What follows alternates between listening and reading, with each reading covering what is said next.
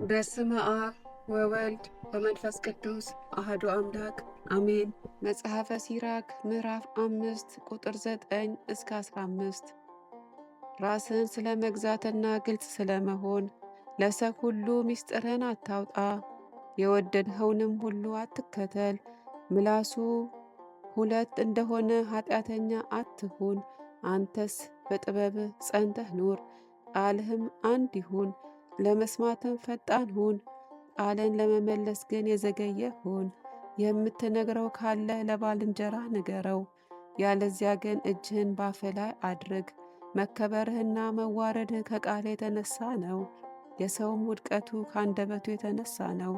ሐሜተኛ አትሁን፣ በአንደበትም አውታታ አትሁን። የሌባ እፍረቱ ጥቂት ነው፣ አንደበቱ ሁለት የሆነ ሰው ግን መከራው ጽኑ ነው። በታላቁም በታናሹም ሰው ዘንድ ቸር ሆነ ተገለጥ። ወስብሐት ለእግዚአብሔር።